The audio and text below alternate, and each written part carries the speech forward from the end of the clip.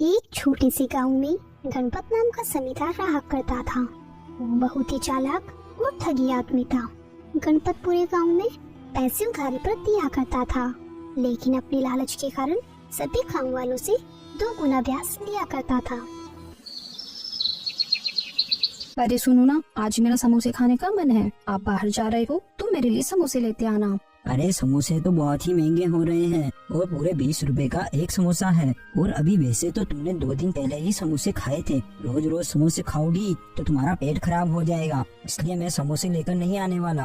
अरे आप इतनी कंजूसी क्यों कर रहे हो? आपके पास इतने पैसे तो हैं, पूरा गांव आपसे पैसे उधार लेकर जाता है और आप उन्हें बेवकूफ बनाकर 2 गुना ब्याज लेते हो। उनकी जमीन हड़प लेते हो, उन्हें बेवकूफ बनाकर अपनी जमीन पर काम करवाते हो, फिर भी इतनी कंजूसी कर रहे हो। अरे भाग्यवान, अगर मेरे पास इतने सारे पैसे हैं तो लुटाने के लिए थोड़ी है। अगर मैं रोज अपने पैसे ऐसे ही खर्च करूंगा तो वो दिन दूर नहीं जिस दिन मैं रोड पर आ जाऊंगा। मैं अभी कोई समोसे नहीं लेकर आऊंगा, मैं जा रहा हूँ। इतना कहकर जमींदार वहाँ से चला जाता है। तभी उसे रास्ते में गांव का एक आदमी मिलता है। अरे अरे जमींदार साहब, आप कहाँ जा रहे हो? मैं तो आपके घर ही आने वाला था, लेकिन अच्छा हुआ आप मुझे यहीं मिल गए। हाँ तो बताओ क्या काम है तुम्हें? जमींदार साहब, मैं बहुत परेशान हूँ। मुझे कुछ पैसों की जरूरत है क्योंकि मेरी पत्नी बहुत बीमार है। उसके इलाज के लिए आप मुझे कुछ पैसे उधार दे दीजिए। ठीक है, मैं तुम्हें पैसे तो दे दूंगा, लेकिन तुम्हें पता है ना मैं 2 गुना ब्याज दूंगा। जमींदार साहब, मैं एक गरीब किसान हूँ, मैं आपको 2 गुना ब्याज कैसे दे पाऊंगा? देखो भाई, अगर तुम्हें पैसे उधार चाहिए तो तुम्हें 2 गुना ब्याज तो देना ही पड़ेगा। जमींदार साहब, मैं आपको 2 गुना ब्याज तो नहीं दे पाऊंगा, लेकिन आप पैसों के बदले में मुझसे मेरा बेल ले लीजिए, वो आपके खेतों में काम आ जाएगा। अच्छा ठीक है, मैं तुम्हें पैसे उधार दे दूंगा। तुम शाम को मेरे घर आ जाना और साथ में अपने उस बेल को भी लेते आना और पैसे ले जाना। हाँ हाँ जमींदार साहब, मैं पैसे लेने शाम को ही आ जाऊंगा। आपका बहुत बहुत धन्यवाद। अरे ये सब करना तो मेरा फर्ज है, धन्यवाद की इसमें कोई बात नहीं है। ठीक है चलो मैं चलता हूँ, मुझे और भी बहुत काम है। गणपत इसी तरह पूरे गांव वालों को ठगा करता था और उसी गांव में बली नाम का गरीब किसान अपनी पत्नी जमीनी के साथ रहा करता था।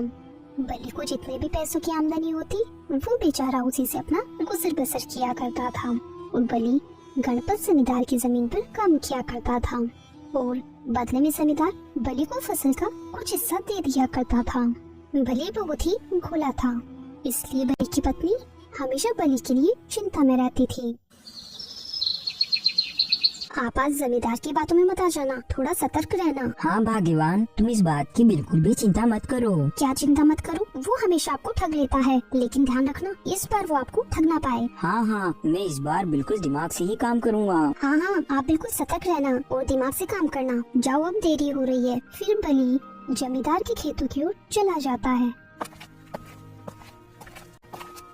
और वहाँ पहुँचकर अपना काम शुरू कर देता है। फिर थोड़ी देर बाद वहाँ जमींदार अपने आदमी के साथ आ जाता है। और भाई बली, काम कैसा चल रहा है तुम्हारा? जमींदार साहब, काम तो बहुत अच्छा चल रहा है। सुनो बली, मैं सोच रहा हूँ कि इस बार तुम मुझे फसल में से कोई हिस्सा मत देना। आखिर तुम्हारे पास पैसे बचते ही कितने हैं। क्या सच में मालिक, आप सच बोल रहे हो? आपके मुँह से ये बात सुनकर मुझे मेरे कानों पर भरोसा नहीं हो रहा मालिक। हाँ, मैं बिल्कुल सच बोल रहा हूँ और मैं तुम्हारे लिए बीज भी लेकर आया हूँ। लेकिन मालिक, आप इस बार फसल नहीं ले रहे तो मैं आपसे बीज कैसे लूँ? मेरे पास बीज खरीदने के लिए पैसे तो नहीं है। अरे बली, तुम इस बात की बिल्कुल भी चिंता मत करो, मैं तुम्हें ये बीज ऐसे ही फ्री में दे रहा हूँ। मैं फालतू ही मालिक आपके लिए गलत सोच रहा था, आप तो बहुत महान हो। लो बली, तुम इस कागज पर अंगूठा लगा दो। लेकिन मालिक, ये कैसा कागज है? क्या लिखा है इसमें? अरे जो तुम खेती करके फसल उगाओगे उसका नीचे का हिस्सा मुझे मिलेगा और ऊपर का हिस्सा तुम्हें मिलेगा, बस यही लिखा है इसमें। जमींदार की ये बात सुनकर बली बहुत खुश हो जाता है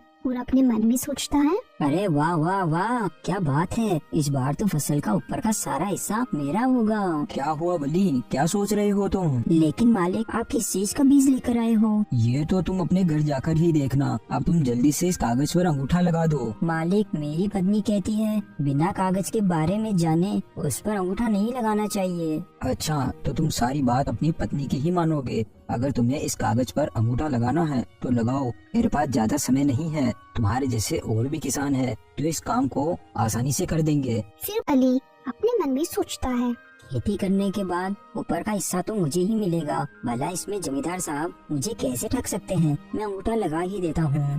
ऐसा सोचकर बलि उन कागज पर अंगूठा लगा देता है। फिर शाम होने पर बलि उन बीज को लेकर अपने घर की ओर चल देता है। अरे अरे भाग्यवान, कहाँ हो? जल्दी यहाँ आओ, जल्दी।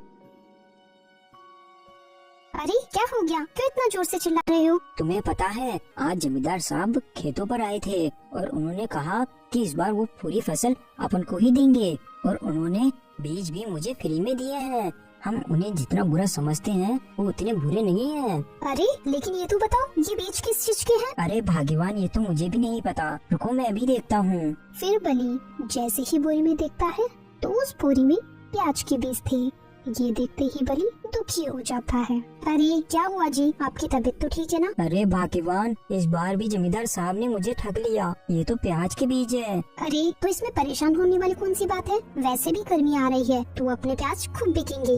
अरे भाग्यवान, सब बर्बाद हो गया, सब बर्बाद हो गया। उस चालाक गणपति ने आकर मुझसे कागज पर अंगूठा लगवा लिया और उस कागज में लिखा था कि इस बार मैं जो भी फसल उगाऊंगा ऊपर का हिस्सा सारा मेरा होगा और जमीन के अंदर का हिस्सा गणपत का होगा।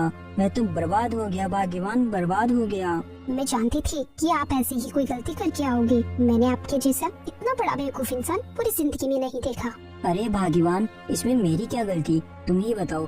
जमींदार साहब ने बोला कि इस बार वो फसल नहीं लेंगे और मुझे बीज भी फ्री में दे रहे थे और फिर उन्होंने कहा कि फसल का नीचे का हिस्सा उन्हें चाहिए। तो मैंने सोचा कि फसल का नीचे का हिस्सा तो वैसे भी किसी काम का नहीं होता, तो इस बार सारी फसल मेरी होगी, इसलिए मैंने उस कागज पर अंगूठा लगा दिया। सही है, तो फिर अब अपन कर भी क्या सकते हैं?